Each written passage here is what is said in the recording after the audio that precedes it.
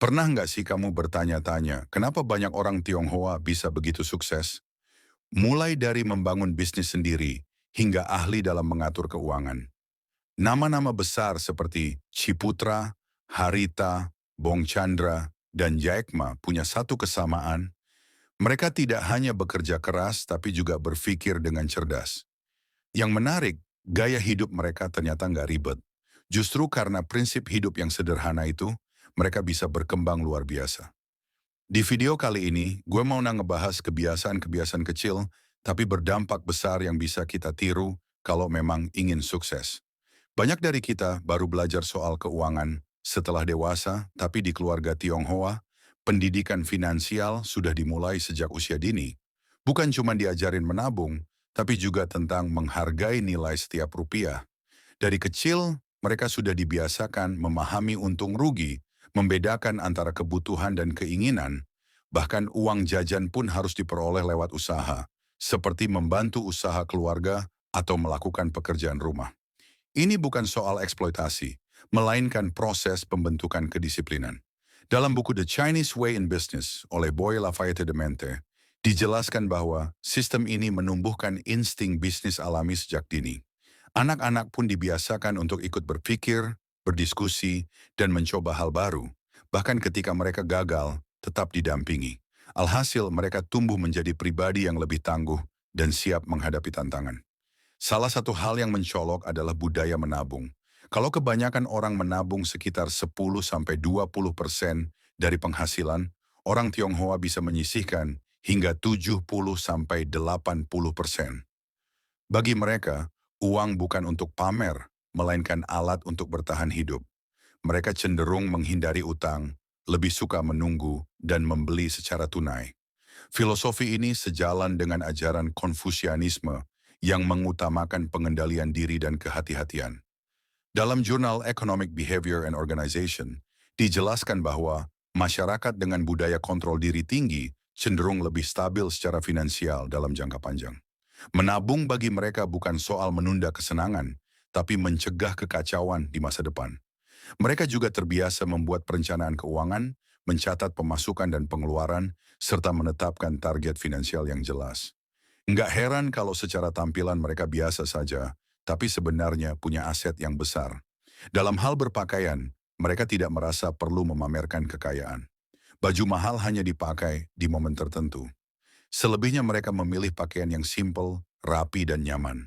Mereka percaya nilai seseorang dilihat dari pencapaian, bukan dari apa yang dikenakan. Gaya hidup ini menunjukkan bahwa mereka hemat bukan karena pelit, tapi karena tahu mana yang prioritas. Uang lebih baik digunakan untuk memperbesar usaha dibandingkan hanya untuk gengsi.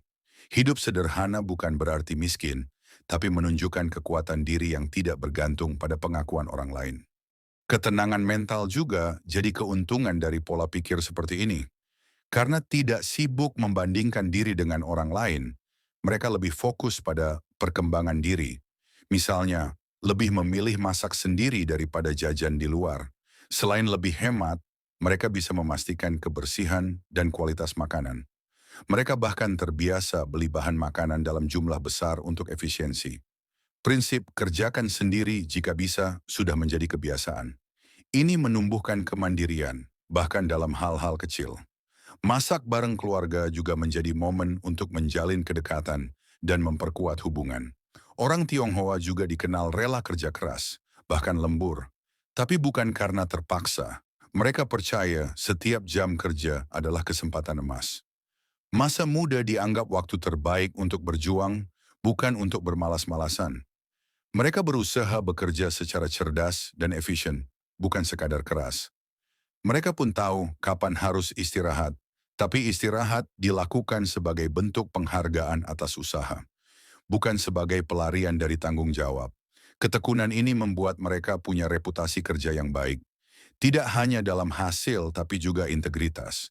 Mereka juga nggak malu memulai dari pekerjaan kecil. Selama halal dan menghasilkan, apapun dijalani. Prinsipnya, jangan remehkan penghasilan kecil. Dari situlah kekayaan bisa dibangun. Seperti kata Robert Kiyosaki, orang kaya tidak takut mulai dari bawah. Bagi mereka, kerja bukan cuma soal uang, tapi juga soal membentuk karakter dan membangun kepercayaan. Semua usaha besar pasti dimulai dari yang kecil. Jadi mereka tidak takut untuk merintis dari nol. Satu hal penting lainnya, mereka jarang mengandalkan satu sumber penghasilan. Banyak yang punya usaha sampingan meski kerja kantoran. Bisa dari bisnis online, sewa properti, atau warung kecil. Mereka sadar pentingnya diversifikasi pemasukan sebagai bentuk perlindungan dari ketidakpastian ekonomi. Dengan memiliki beberapa aliran pendapatan, mereka bisa mengambil risiko lebih besar untuk berkembang tanpa takut kehilangan segalanya. Prinsipnya jelas, ketahanan keuangan dibangun dari banyak jalan, bukan satu pintu saja. Di rumah mereka, kamu mungkin lihat barang-barang yang biasa aja, tapi semuanya fungsional. Mereka tidak membeli karena tren, tapi karena kebutuhan. Prinsipnya, setiap pengeluaran harus punya manfaat nyata. Ini membuat mereka tidak gampang tergoda untuk belanja impulsif. Yang paling keren, semua kebiasaan ini diwariskan ke generasi berikutnya. Anak-anak diajari disiplin, kerja keras, dan hidup hemat sejak kecil. Mereka dibiasakan terlibat dalam usaha keluarga dan dilatih untuk mandiri. Inilah yang menciptakan siklus kesuksesan antar generasi. Warisan terbesar bukanlah harta, tapi karakter. Itulah yang membuat generasi berikutnya tumbuh lebih kuat dan siap menghadapi dunia. Mereka tidak hanya membentuk individu sukses, tapi juga membangun ekosistem keluarga yang solid dan saling mendukung. Kesimpulannya, sukses bukan soal keberuntungan semata, tapi soal kebiasaan. Orang Tionghoa sukses karena mereka hidup dengan prinsip yang konsisten, masuk akal dan disiplin. Kalau kamu merasa terinspirasi, jangan cuma berhenti di situ. Mulailah ubah kebiasaanmu, catat pengeluaran, hemat, cari peluang tambahan, dan kerja sepenuh hati. Karena kekayaan sejati bukan tentang seberapa banyak uangmu, tapi seberapa bijak kamu menjalani hidup.